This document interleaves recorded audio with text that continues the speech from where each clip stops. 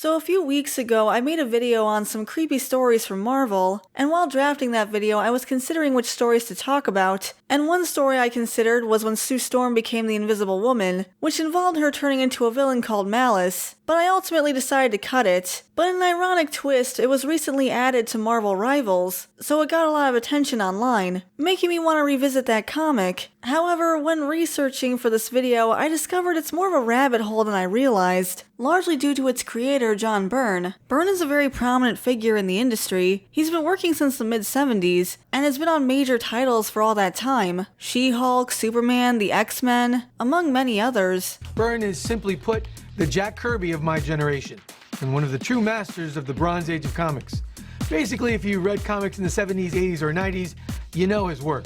However, he has some pretty notorious work under his belt, along with some really questionable quotes online. Originally, I was just going to talk about the Malice storyline and why I thought it didn't work, but now I want to go over some of the things he said, because I think it might add some context to the story he wrote. Like I covered in my previous videos, comics are no stranger to fetish stuff, even back when working under the Comics Code Authority and stories were supposed to be more family-friendly. And the same is true for Byrne's work. He has stories involving underage girls and also cuckolding. Take this story called Little Girls Lost, from Superman and Batman Generations, which involves time travel shenanigans. So an adult Superman comes in contact with a 14-year-old Lois and Lana. Long story short, Lois is revealed to be Superman's future wife, which greatly disappoints Lana, so she decides to ask him for a kiss. A real kiss, not just a peck on the cheek. When Clark questions this since she's only 14 years old, her response is that no one in this room will call the cops. It's like Byrne knows that he's writing creepy stuff. Why else would that line be in there? She gives him a sob story about how she's always dreamed about getting married and having babies with him, and it's basically the least he can do since she's never going to be able to live out that dream. And so he obliges. That did not take much convincing. In front of everyone, too. There's a lot of people in this room, which makes this extremely awkward and uncomfortable on top of this being a crime. Batman, his parents, his future wife, and no one calls the cops. Unfortunately, Byrne is not done with Superman. In fact, we have a couple stories to go through. There's Action Comics number 593, which has this infamous cover, which sees Superman and Big Barda being mind-controlled and forced to perform romantic acts together while being filmed by a weirdo. Luckily, Scott is able to intervene before things go any further, but still, that was a weird choice. And unfortunately, it gets weirder with World of Metropolis from 1988, again written by John Byrne. We immediately start off on a weird foot, where issue 1 involves Perry White from the Daily Planet being cucked by Lex Luthor. Superman shows up a couple of times, but the main plot is this cuckolding story. It starts with Perry reminiscing about how he used to be friends with Lex Luthor, but now he hates him because he slept with his girlfriend. Apparently he was out of the country for a year and a half, and in the meantime his girlfriend was seeing Lex. Perry ends up finding out about this, and for some reason he still ends up taking her back? Dude, she cheated on you. It is not worth it. Just get out while you can. But despite common sense, he marries her anyway, which Lex laughs maniacally at, and we find out why. She tells Perry that she's pregnant, and he celebrates, but she looks extremely guilty and sad, because it's Lex's baby. The comic ends back in the present, where Perry is meeting his wife and son for dinner, and the son looks like he wants to talk to him finally about the fact that he's not actually his son, but the comic ends before we get how that conversation goes. Also, Superman flies by, because this is still technically a Superman comic, in case you forgot, with all the cuckolding drama. The comic literally starts with Supes punching bad guys, and then we don't see him again until this panel on the last page. But who cares about Superman's adventures when you can have soap opera relationship drama? But seriously, who asked for a story like this? Issue 2 is a whole nother level of disturbed. It involves Lois Lane hanging out with her sister, and this one's also a flashback, where she recalls being 15 years old and trying to impress Perry. She initially lies about her age so she can try to get a job at the planet, but her sister rats her out. So she tries to get the scoop on Lex Luthor, breaking into his office, except she's caught, and Lex goes full creeper, noting that she's just a pretty girl. So he has her strip searched and he's filming the entire time, even though it is a full strip search, and he's aware that she's underage. And then while she's leaving, he says that he wants her to have something to remember him by, so he's given a rod and spanks her with it. As she's leaving, he says it'd be interesting to meet up with her again in 10 years, but in the meantime, he's content to watch her strip search videotape again. We then cut back to the present, where Lois reveals that Lex sent her a copy of that tape when she was making a name for herself, which I can only imagine was an intimidation tactic. But instead of filing a police report, she just kinda nonchalantly says that he probably still has a copy, that he's probably still watching. She is way too casual about this, saying she's sure he's reasonably content with his facsimile. That is not the proper reaction to a situation like this. And the fact that she's literally a reporter just makes this whole thing more frustrating. In the first issue, Perry really wants to get some dirt on Lex so he can finally take him down. Isn't this the perfect opportunity? That's literally a crime. This is a crime. The Daily Planet could and should take him down for this. But they don't, and they just move on. It's so messed up. Luthor doesn't face any consequences for this. Thanks, John Byrne. This is literally a superhero comic, and the villain gets away with it. Where's the justice? To be honest, reading some of Byrne's comments online are pretty disturbing, to the point where I'm not surprised he didn't have Luthor face justice. On his forum back in 2010, he made some comments about PDF files, if you know what I mean. The topic of PDF files came up, and Byrne responded with his own opinion on the subject, but honestly, even trying to summarize what he said, I find my stomach turning. He basically says that society is too hard on them. I'm worried I'll get in trouble with YouTube just for reading this quote. Basically that society is too prudish and not sexually liberated enough, scorning anything that isn't normal sex, aka heterosexual, and lists abnormal sex as anything that is not heterosexual, but also includes not age appropriate, as in even simple physical attraction that is not age-appropriate, heterosexual, or strictly for procreation. So basically, he's including PDF files,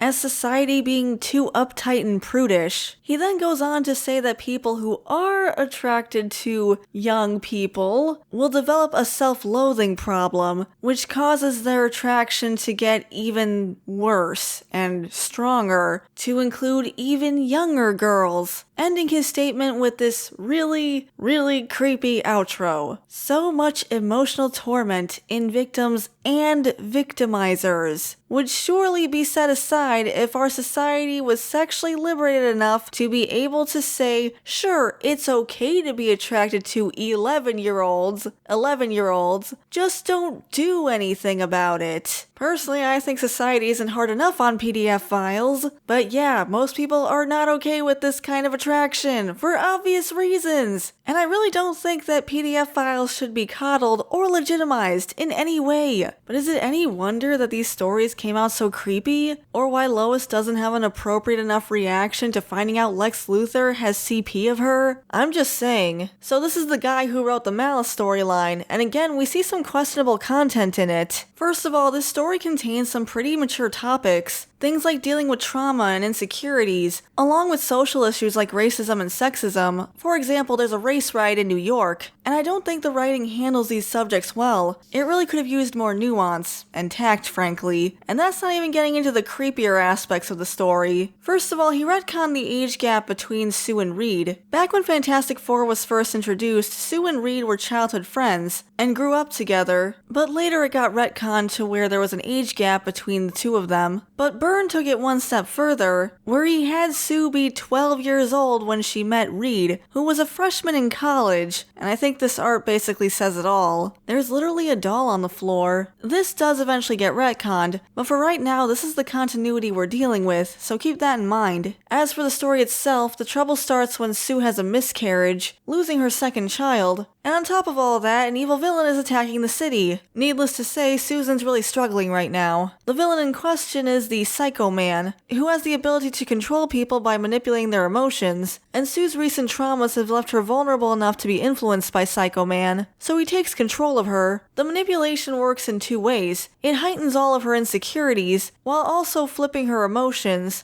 Basically, the love she has for her family now turns to hate, and her desire to protect the world means she now wants to destroy it. So she becomes Malice, the mistress of evil, and sets off to destroy the Fantastic Four. Before I continue with the recap, I want to talk about the costume a bit. First of all, I do think the Marvel Rival skin is a glow-up. Let's be honest, this version's pretty goofy. The giant collar, that headpiece, that diamond cutout on her stomach, that top piece that looks like it wouldn't be able to hold itself up and just flop over due to gravity. This is not a good costume. And I realize the design isn't meant to make sense. It's just supposed to be erotic, but still, sexy doesn't have to look goofy. But another point of contention I have with Malice is that the sexualization of the costume basically detracts from what's going on here. Sue just suffered major trauma, and the outfit's basically distracting from the narrative. It's kind of like how in Labyrinth, the scenes with Jareth and Hoggle. Due to Hoggle's height, oftentimes when they interact, Jareth's crotch is in the shot, and it can distract from the narrative. Like there's one point where Hoggle is begging Jareth for mercy, but given how prominent Jareth is in the shot, it can be a little distracting from what Hoggle's actually saying. Jareth's sexualization is a major part of the narrative, but I think it's important to balance these elements. Otherwise, it could risk overtaking the narrative. It's okay to have attractive characters, but sometimes it can get demeaning if they focus too much on sexualization. Like I've talked about previously with Nightwing, him being hot isn't even really plot relevant, but there's nothing really wrong with just drawing him to be attractive. But they kept harping on it to the point where we got nothing but Nightwing, where they basically flanderize him, saying he has no characterization outside of being hot, which is unfortunately something that we see all too often with sexualized characters. People, both the audience and the writers, will focus on their physical characteristics rather than the actual characterization of them, which ultimately ends up pulling us out of the actual narrative. And I think Malice is falling into these traps. There's actually a lot going on here character-wise, but the costume and the fetishistic nature of it is a bit distracting. Also, those shoulder pads are really silly. I know, stop harping on the costume design. Moving on, Malice makes quick work of her former teammates, since she just uses her force fields to choke them out. She also confronts Reed and Johnny about her frustrations. A lot of Sue's insecurities come from her fear of being written off due to her biology, since she's a woman, and this is also where we get Byrne trying to comment on sexism as a social issue. And I think he was trying to say that Sue doesn't see her worth, since she is the strongest member of the team, something that he points out throughout the comic, but the execution wasn't effective in my opinion. Honestly, a lot of what Sue says as Malice is basically proven true by the end of it. She says that Reed is patronizing, doesn't respect her in their marriage, and treats her like a child. But considering the fact that in this continuity, he met her when she was 12, is it really that surprising he sees her as a child? The age gap is one thing, but why did she have to be a child at the time? Or considering Reed's intellect, it probably wouldn't be surprising if he skipped a few years and went into college early. And that would have been more in line with their original backstory, where they grew up as childhood friends. But no, Reed has to be regular college-aged. Maybe she could have been the college freshman and he could have been in grad school? I don't know, there were a lot of better ways to go about this. Thanks, John Byrne. Also, why is Reed dressed like the Joker? What's up with that? Anyway, once Sue is eventually freed from the mind control, we literally see Reed do things that she's been complaining about. He pretty much immediately wants to move on from this situation and go deal with Secret Wars, the big event that was happening at the time, leaving Sue frustrated that he's ignoring her again. After everything that happened, she then equates the mind control she experienced to being physically assaulted. So it turns out she was being tortured the entire time she was in that form, and now she's demanding revenge on the Psycho Man, which is pretty understandable on her part. She was violated, but throughout this conversation, Reed still comes off as really patronizing to her, like he just doesn't understand why she's so upset. And then after they agree to go after Psycho Man, Johnny and Reed have their own conversation, where Johnny tells Reed that he's upset by Sue's actions, saying she wasn't even this bad when she lost the baby, to which Reed agrees, saying that he's disturbed by it. But everyone has their breaking point, and Sue's been subjected to multiple traumas, one right after the other. Is it really that surprising she'd have this kind of breakdown? But emotional outbursts like this do often make people uncomfortable, and can even cause them to see you in a different light, even when people have legitimate reasons to be upset, like Sue does here, and it's really unfortunate. And I am glad there's been a push to destigmatize mental health. It's admittedly pretty sad to see the people closest to her be so dismissive of her trauma. They come off as so cold and callous. But this is why I say Malice kinda had a point. And even when they do defeat the Psycho Man, Sue's issues aren't really addressed. Up until this point, she's used the Invisible Girl instead of the Invisible Woman as her moniker, but at the end of it all, she declares that she's no longer the Invisible Girl because the trauma has harmed her so much to the point where she's lost her innocence, and now declares that she's the Invisible Woman, and that name has stuck all this time, even through all the retcons. Bringing the Psycho Man to justice is good, but when it comes to trauma and assault, it's kinda like if someone breaks into your house and loots the place and destroys everything. Throwing the perp in jail is only part of the recovery.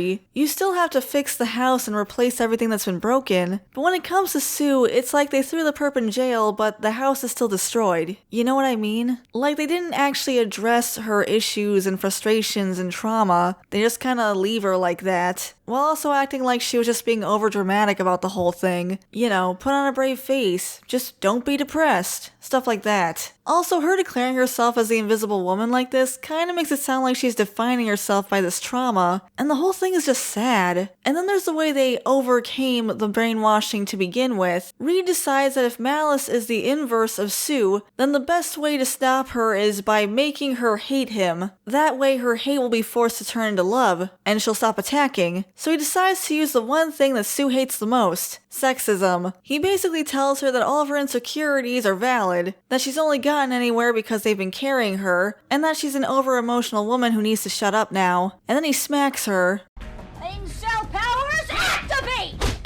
And that works. Sue's back to her old self, just broken from all the trauma. Yeah, I'm not sure if violence is the best way to handle an emotional breakdown, or that him telling her that she's basically right to be feeling the way she does, and then not actually addressing it or her trauma afterwards is the best message. Just a thought. Maybe he could have come up with a more productive way to fix the situation. You know, some other story probably would have used the power of love or friendship or something. Instead, we get the power of domestic violence. Thanks, John Byrne. But honestly, this whole comic comes off as just fetishy with some very sensitive and mature topics thrown in to try to give it some kind of legitimacy, only for those topics to not be handled with the most care, in my opinion. So those are a few stories I cut from those original Creepy Comics videos. I was not expecting to revisit this topic anytime soon, but here we are. So, funny how there's still more we could talk about, but I just don't want to. Well, if you're playing Marvel Rivals, I hope you're enjoying the game. It's kind of cool to see it making new comic fans. Hope they're prepared for all the retcons, and the fact that their favorite character has probably been involved in some kind of weird storyline at some point in their past. But that's comics for you. Well, thanks for watching. Sorry for dealing with more heavy subject matter again. Hopefully this will be the last content warning I have to give on these videos, at least for now. But what did you think of all of this? Let me know in the comments below, I'd love to hear from you. Before I go, I want to give a shout out to the members: Tyrant Carnivore, Shiny Orc Boy, General Bolivar, Depth Charge Media, Samaru163, Gabby Hime, Verdant Range, JVR, Phil C, Equestron, Norman Sweet Cream, Way Beyond Coincidence, Hunter Rose, 80s Nostalgia Guy, Felix Bam, Lucas Geist, Jay Draws, Meowsers, Sky, Philip, Isaac Martinez, Garcia XV Legend, Tobias Weller, Bandito Bane, Mac B909, Dakari the Professor, Todd McCaffrey, Omni Fair, Crimson Phantom, Datadyne Executive, Entwined Boot 301, and Griffin of Might. Thank you for the support, and if you want to become a member, you can hit the join button next to the subscribe button. We also have Buy Me Coffee if you want to support us that way, and if you enjoyed the video, leave a like and subscribe to the channel, and that part's free. Thanks again for watching, and I'll see you all next time. Bye for now.